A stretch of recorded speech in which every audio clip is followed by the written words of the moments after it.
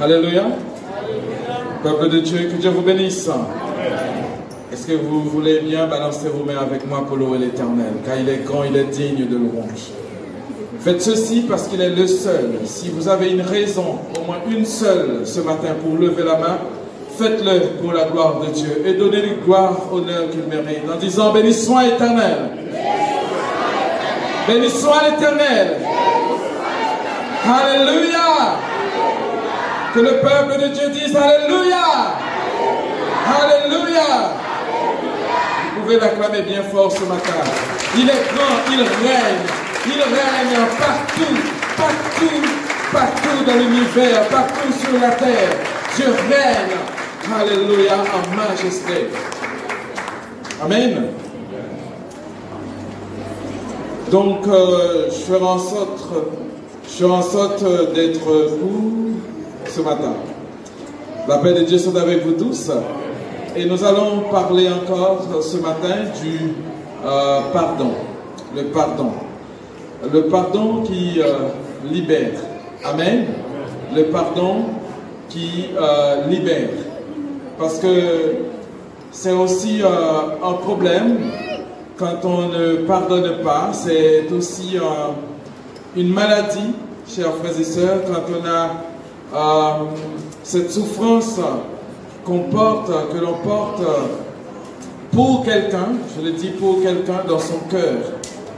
Et nous voulons, chers bien-aimés, ce matin trouver des raisons donc de pardonner, trouver des raisons pour pardonner, chers bien-aimés, aux autres. Je vous invite donc à ouvrir votre Bible pour parler de ce sujet dans Matthieu chapitre 18, le verset 21 jusqu'au verset 35.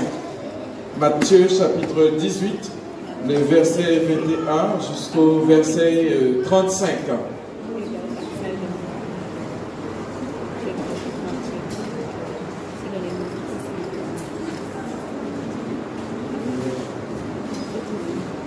Vous y êtes? Alors, je vous invite donc à vous mettre debout. Nous allons lire ce passage ensemble.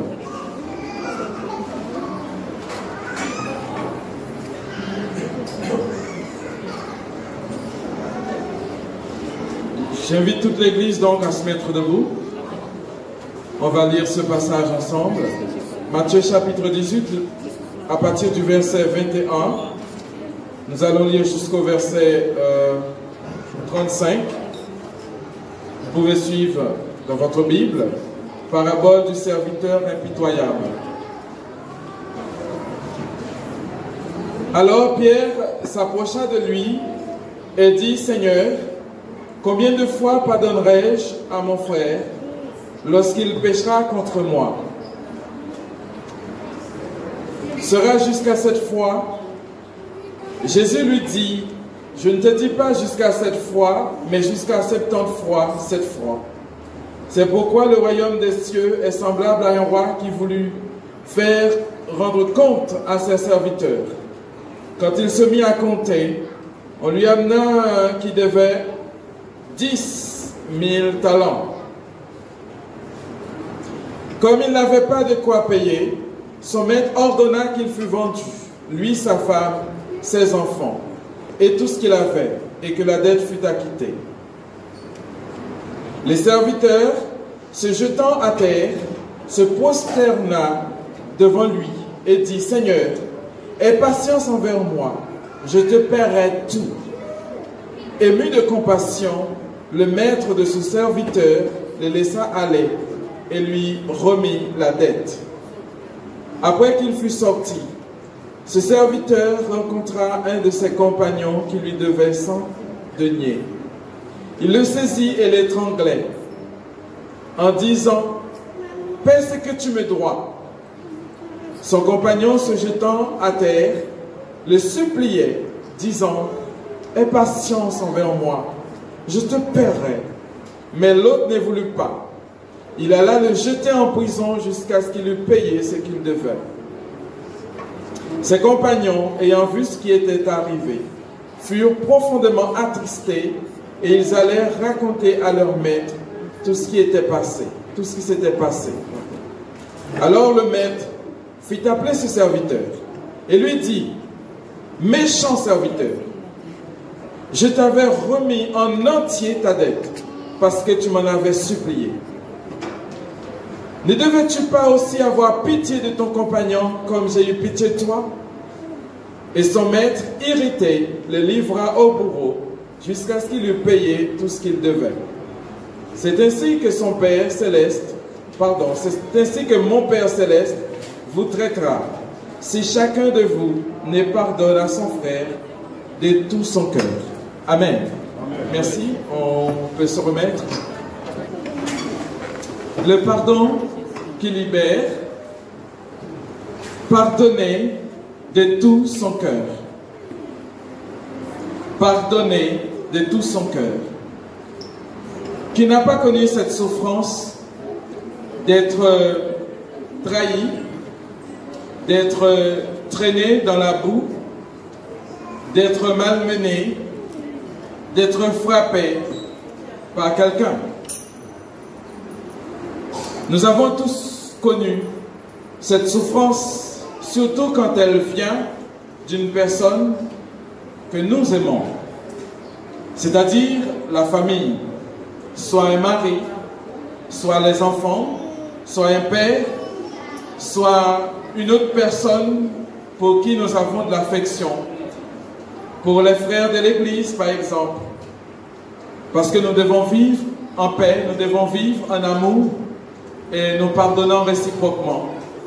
Nous avons tous connu cette douleur d'être trahi par quelqu'un que l'on aime. La paix de Dieu soit avec vous tous. Cette douleur, chers bien-aimés, est encore plus intense quand elle vient d'une personne que l'on aime, qu'une personne qu'on ne connaît pas. Si ce sont les ennemis qui nous offensent, qui nous font souffrir, on sait que ce sont nos ennemis. C'est peut-être même leur rôle de nous faire souffrir. Et nous savons comment nous protéger de ces ennemis. La paix de Dieu soit avec vous tous. Et contre un mari, contre les enfants, contre les frères et sœurs, nous sommes pratiquement désarmés parce que nous nous livrons à ces personnes-là. La paix de Dieu soit avec vous tous. On se livre à ces personnes-là, eh bien c'est plus facile aussi pour elles de nous faire du mal, chers frères et sœurs. Et peut-être, ce matin, il y en a qui souffrent à cause de cette trahison venant d'un proche, d'un ami, des maris, des enfants, etc. Et chers bien-aimés, nous allons voir, chers bien-aimés, que nous devons donc pardonner. Peu importe la souffrance, peu importe la douleur que ça engendre, nous devons pardonner. Pour plusieurs raisons que nous verrons à la fin de ce message.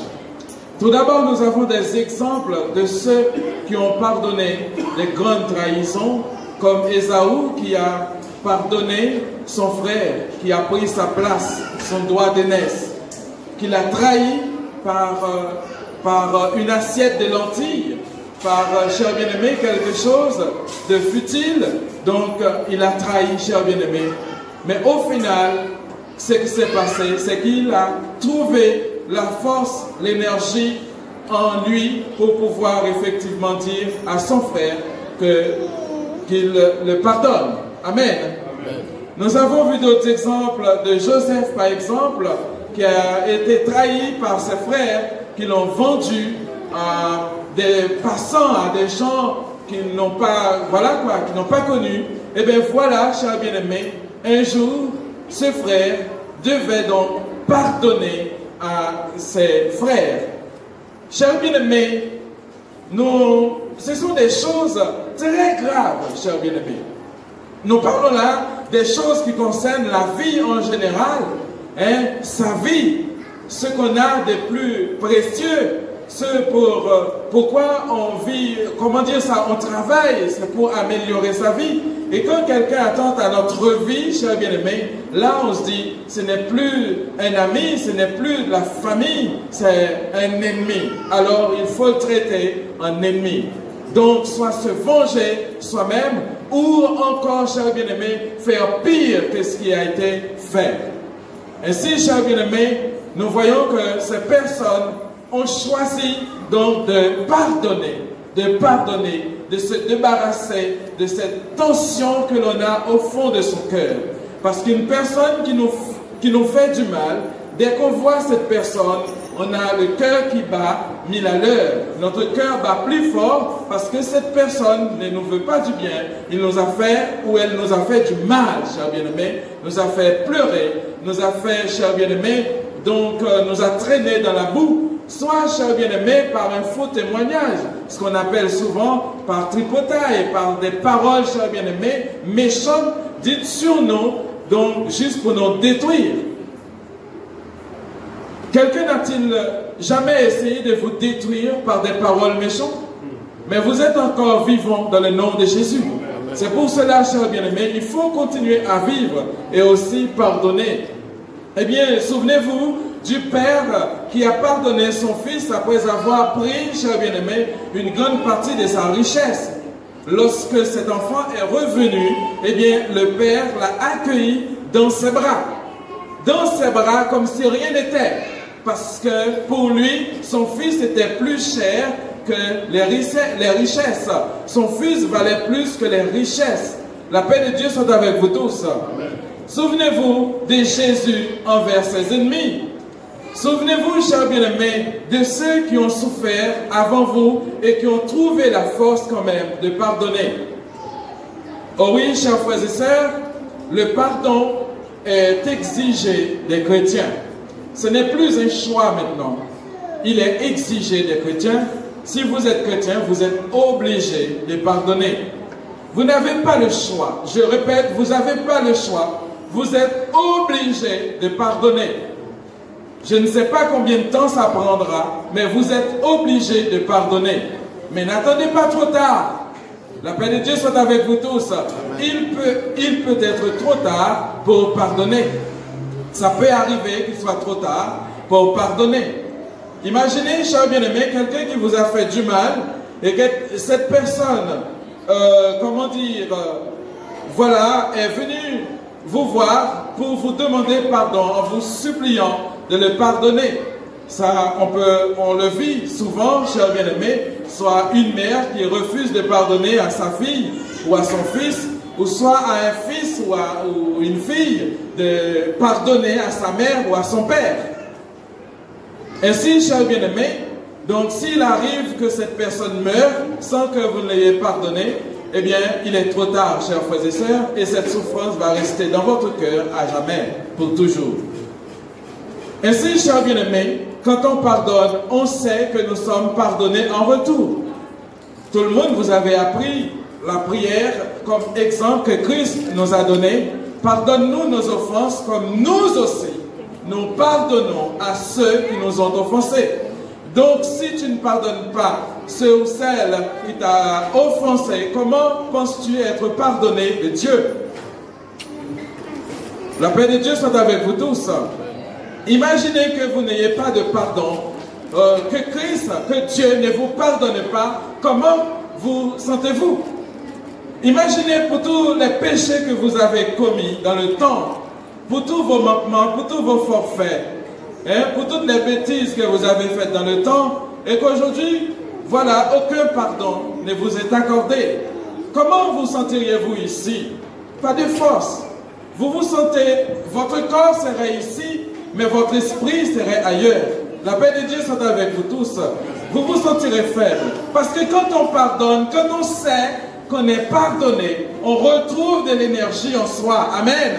On retrouve cette énergie en soi pour continuer à avancer, pour continuer, chers bien-aimés, à vivre tout.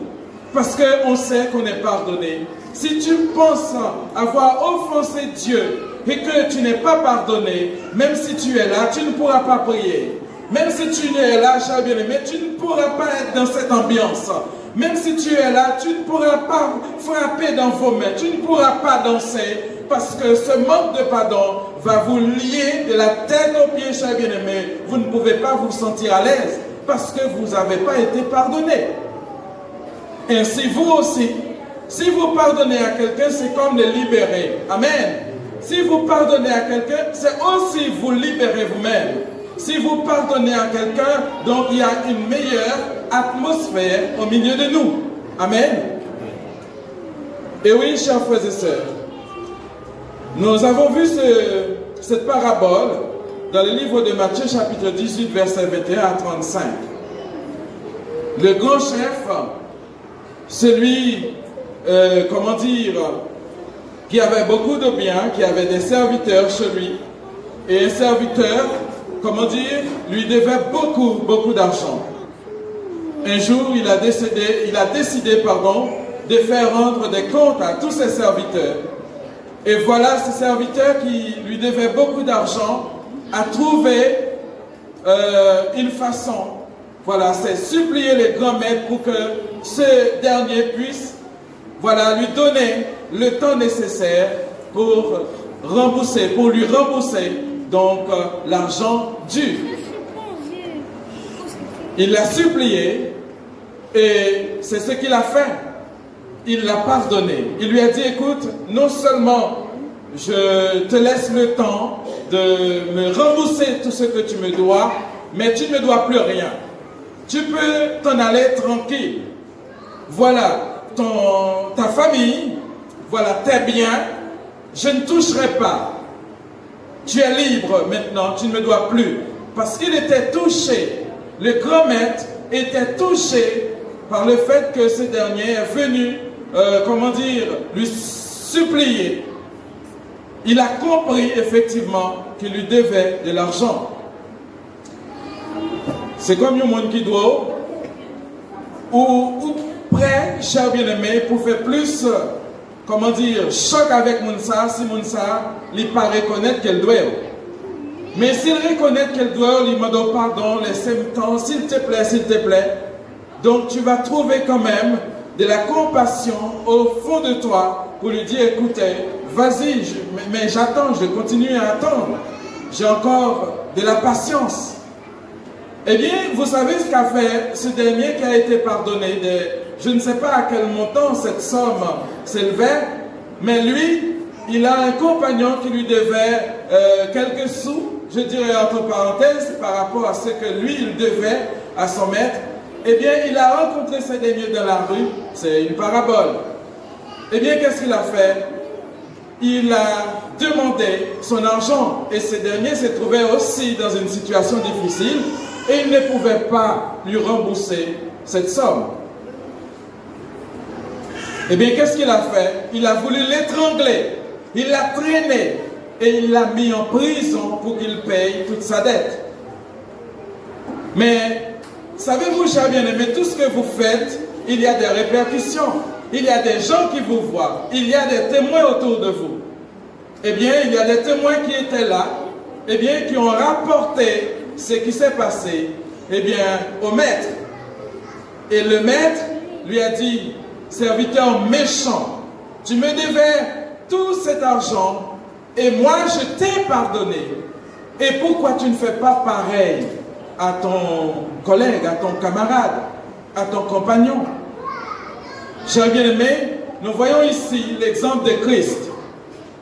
Est-ce que nous savons combien nous devons à Christ? Est-ce que nous savons combien Christ nous a pardonné? Est-ce que nous savons le nombre de forfaits, le nombre de choses Christ nous a pardonné? Eh bien, chers bien-aimés, ce que nous font les autres, peu importe leur méchanceté, ça ne représente rien devant Christ par rapport à nous, ce que nous devons à Christ. La paix de Dieu soit avec vous. Et si Christ vous a pardonné par son sacrifice, vous aussi, vous devez faire pareil. La paix de Dieu soit avec vous tous. Je vais prendre peut-être une anecdote et un autre exemple pour illustrer le pardon. L'anecdote, quand je parle d'anecdote, c'est pas quelque chose, c'est une chose qui est arrivée. En Chine, au XXe siècle, pendant la guerre la révolution des boxeurs, tu as un homme, un chrétien, qui t'a appelé Wang Li. Amen. Est-ce que vous êtes là? Amen. Est-ce que ici, là, vous êtes là, ici, là, dans ce coin-là? Wangli, cher bien-aimé, toute sa famille a été, comment dire ça, péri pendant cette période-là. Toute sa famille, sa femme, ses enfants, ses biens, etc., sa maison, tout s'était péri par, par un homme. Et voilà, cher bien-aimé, les pauvres étaient là tout seuls dans la ville, et puis les autres, les méchants, étaient partis. Ils ont quitté la ville. Et un jour, cher bien-aimé, il y avait un pasteur dans la ville qui a reçu un appel de celui qui a tué toute la famille de Wangli. L'appel, c'était pour demander au pasteur, est-ce que je peux revenir dans ma ville? Avant de lui répondre, le pasteur a été voir Wangli pour lui dire, celui qui a tué toute ta famille demande à revenir. Non, il ne lui a pas dit ça comme ça. Il lui a posé d'abord une question. Il lui a dit, mais si celui qui a tué toute ta famille revenait en ville, que ferais-tu? Laisse agir la colère. Eh bien, Wangli répond, eh bien, je lui sauterai à la gorge et j'essayerai de l'étrangler de toutes mes forces. Le pasteur a compris que la souffrance de cet homme était énorme. Wangli était un enfant de Dieu, était à l'église, mais toute sa famille était périe, cher bien-aimé. C'est comme l'histoire de Jonas, qui devait aller à Ninive, sauver le peuple qui a détruit, qui a tué, donc son peuple, qui a détruit son peuple. Alors, le pasteur continue à prier et lui dit, mais Wangli, tu es chrétien ou tu ne l'es pas? Et cet homme, sa souffrance était si amère, si terrible. Et ce vieillard commence à pleurer. Ce vieillard commence à pleurer. Et le pasteur continue à prier. Et là, un jour, cet homme, effectivement le méchant, le meurtrier, est revenu dans la ville pendant que le pasteur était en train de prêcher un message. Et son message, parlait effectivement du pardon. Et cet homme est venu à Dieu. Cet homme a levé la main, il s'est approché et demandé au pasteur de prier pour lui, pour sa vie. Donc il a donné sa vie à Dieu. Et Wangli qui était là, il s'est approché. Vous imaginez sa réaction? Il l'a pris dans ses bras, il l'a relevé, il l'a pris dans ses bras. Et cet homme commence à lui demander pardon. Et les deux commencent donc à pleurer.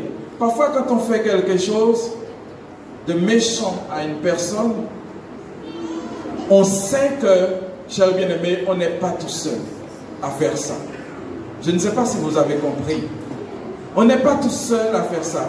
On est animé par quelque chose, par souvent des esprits, chers bien-aimés, qui nous poussent à agir. Et ces esprits-là, ils ont beaucoup d'énergie, chers bien-aimés. Quand il faut faire quelque chose de mal, ces esprits-là nous donnent beaucoup d'énergie à faire. Parfois, c'est un grand combat, chers bien-aimés, pour résister. Donc le mal qui se présente, on ne voit pas autre chose que le mal. Il faut le faire. C'est après avoir fait le mal, on se rend compte, chers bien-aimés, que nous, on a été utilisés, que quelqu'un s'est servi de nous. La paix de Dieu soit avec vous tous. Parfois, le malin se sert de nous pour faire du mal aux autres, aux personnes que nous aimons, aux personnes que nous chérissons, aux personnes, je dirais entre parenthèses, que nous adorons. Comment pensez-vous qu'une mère puisse faire du mal à sa fille, à son fils? Comment pensez-vous qu'un fils puisse faire du mal à son père, à sa mère, cher bien-aimé? Comment pensez-vous que Marie qui dit chaque jour, je t'aime ma chérie, qu'une femme qui dit à son mari chaque jour, je t'aime mon chéri, puisse faire du mal à ce dernier. Parce que, chers bien-aimés, nous avons cette attirance-là, nous avons ce désir-là qui est alimenté par les esprits mauvais qui nous poussent à faire du mal à ceux qui sont autour de nous. Qui nous poussent à détester la façon de parler la personne. Qui nous poussent à détester la façon de marcher la personne. Qui nous poussent à détester, chers bien-aimés, même la façon de rire la personne. La paix de Dieu soit avec vous tous. Ces esprits-là nous poussent à trouver quelque chose de négatif, chers bien-aimés, chez la personne pour que nous la détestions davantage. Amen. Eh bien voilà, chers bien-aimés, ils ont compris que le diable, ils ont compris que le méchant s'était servi d'eux. Et là, chers bien-aimés, cet homme, ce meurtrier, a donné sa vie à Christ. Et qui plus est, chers bien-aimés, il a choisi Wengli comme son parrain spirituel. Est-ce que ça va, ça va? Est-ce que vous avez compris ceci, chers bien-aimés? Le méchant qui a décimé toute la famille de Wengli, maintenant, il est devenu le fils de Wengli. La paix de Dieu soit avec vous tous. Et oui, chers frères et sœurs, nous avons compris, quand on pardonne, il faut le faire de tout cœur. Il faut le faire en entier avec soi-même, sans hypocrisie. Je vais vous laisser avec ce dernier, chers bien-aimés. Dans un couple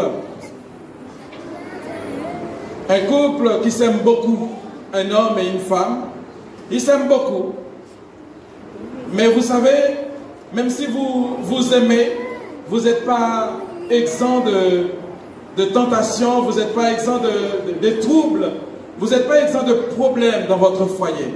Ça peut arriver, chers frères et sœurs. Et ce couple qui s'aime tant, donc ils se sont un jour embrouillés pour des futilités.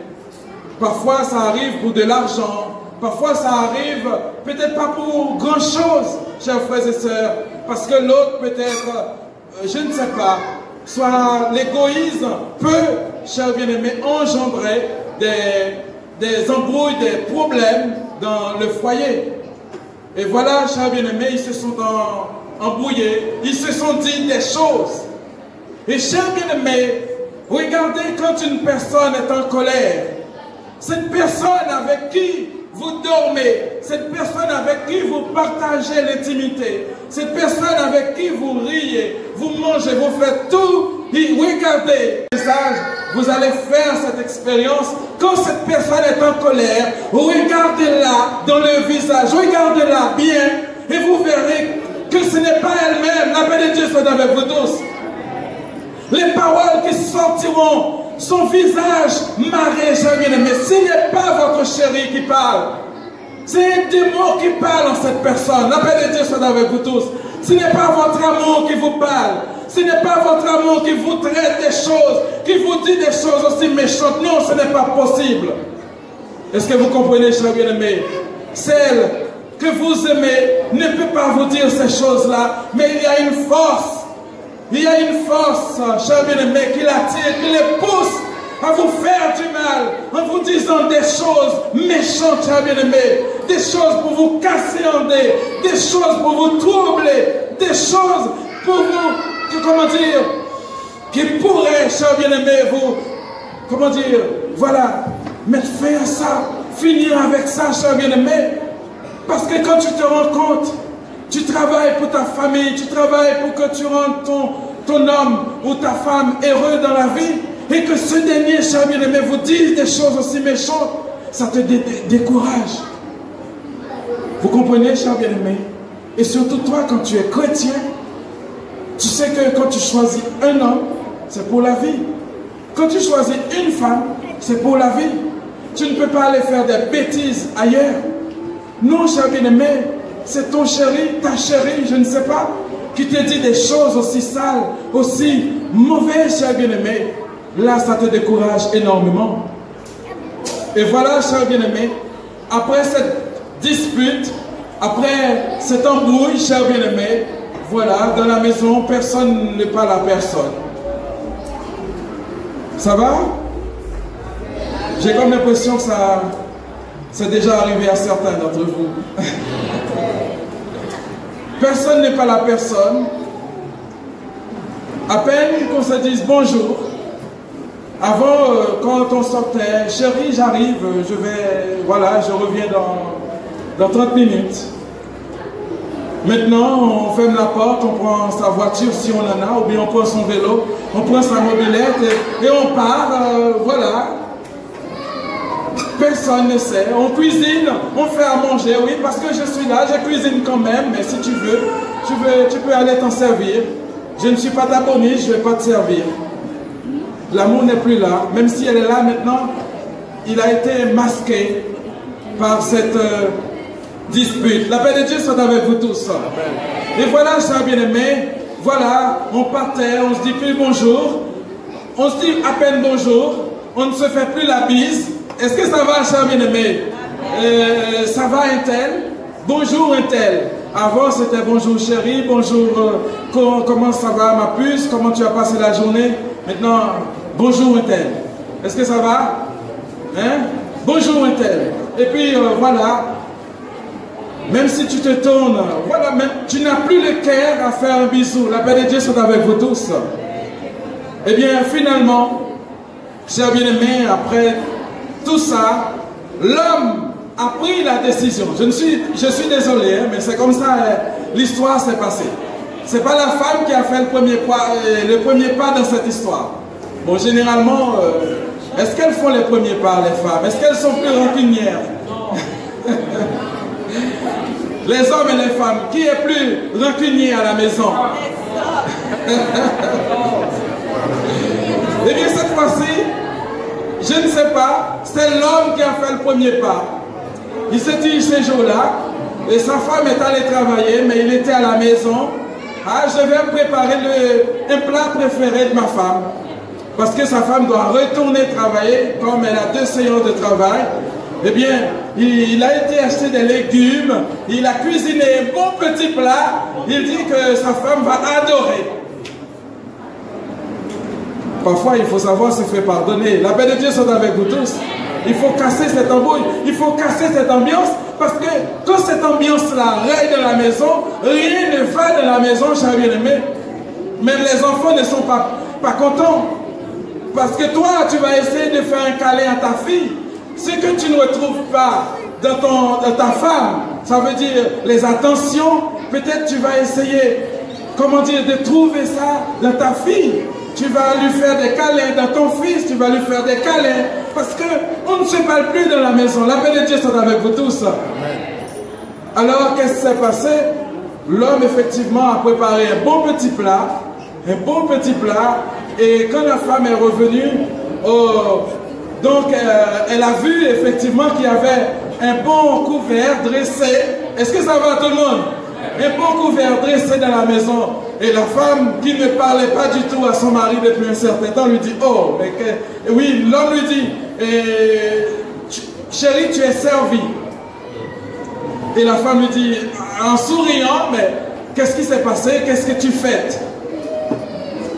Et l'homme lui dit, eh ben, écoutez, c'est pour te récompenser parce que tu m'as insulté dernièrement, tu m'as dit voleur. Et la femme lui a dit, eh bien, puisque c'est comme ça, je n'ai plus faim, tu peux avaler ton plat de rancune. Eh bien, vous voyez, chers bien-aimés, parfois on peut bien faire des efforts, mais vous n'arrivez pas jusqu'au bout du pardon. Car pardonner, c'est aussi oublier, essayer d'oublier ce qui s'est passé. Oublier de trouver une raison pour dire à l'autre, franchement, on était fâchés, on s'était dit des choses, maintenant, c'en est assez, il faut en finir, il faut trouver une solution. La paix de Dieu soit avec vous tous. Et c'est ainsi, chers bien-aimés, vous comprenez, malheureusement l'histoire est mal terminée, c'est mal terminé, puisque l'homme n'arrive pas vraiment à pardonner de tout son cœur. Il se souvient encore que sa femme lui a traité de voleur pendant la dispute. Eh bien, quand on pardonne pour de vrai de tout son cœur, on oublie, chers bien-aimés, on trouve les médicaments, on trouve les remèdes qu'il faut pour oublier ce qui nous a fait du mal. Amen. Pardonner, c'est surmonter l'offense en faisant en sorte que l'offenseur réalise ses méfaits par votre bonne conduite. Ainsi, chers bien-aimés, j'apprends à pardonner parce que Christ l'a fait pour moi qui suis pécheur. J'apprends à pardonner parce que Christ l'ordonne, parce que Christ l'exige de nous, entre frères et sœurs. J'apprends à pardonner car pardonner, c'est recommencer. Et recommencer, c'est savoir se reconstruire. Amen. Beaucoup de gens n'arrivent pas à se reconstruire parce que tout simplement, on n'a pas été pardonné. On n'a pas été pardonné ou on ne pardonne pas. On n'arrive pas à reconstruire, chers bien-aimés. J'apprends à pardonner car c'est un remède pour moi, pour ma santé. Car quand je pardonne, mon cœur est déchargé. Amen. Quand je pardonne, mon cœur est déchargé. Je suis plus en joie. La maison est tranquille. On entend des chants qui fredonnent. On entend des rires dans la maison. Et c'est ce qui est bien, chers bien-aimés. Quand on pardonne, chers bien-aimés, on a la joie. Quand on ne pardonne pas, on dort toujours gonflé, entre parenthèses, parce qu'on est stressé. Je ne sais pas, je ne vais pas entrer dans tout ça avec vous, mais quand vous ne pardonnez pas, c'est que vous êtes malade. Ou pas qu'à manger bien, n'est-ce pas? Même si tu as souffert, ou pas qu'à manger bien. Même si on mange, c'est vrai, mais on est toujours gonflé. Ou toujours gonflé parce qu'on ne peut pas manger avec tranquillité, ou pas manger en paix, ou pas bien digérer.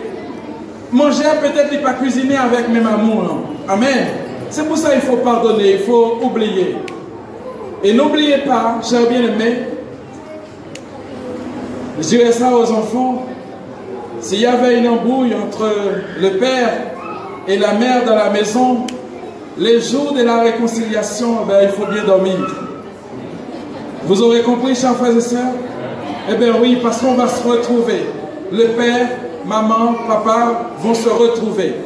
Ainsi, chers bien-aimés, entre nous, les frères et sœurs de l'Église aussi, quand nous nous embrouillons pour des choses, ne laissez pas cette chose-là nous dominer. Retrouvons la paix entre nous. Retrouvons la paix, chers bien-aimés. Dites-vous toujours, je vais terminer par là, dites-vous toujours que vous avez quelqu'un qui est content quand vous êtes fâché. Vous avez quelqu'un qui aime quand vous ne pardonnez pas. Quand vous ne pardonnez pas, celui qui aime ça, c'est le diable, c'est l'adversaire. Parce que ce que le diable est le plus, Satan lui paraît plus, sa adversaire paraît plus, c'est lorsque frère avec sœur, est capable de pardonner l'autre. Que Dieu vous bénisse ce matin. Et pardonnez-vous réciproquement.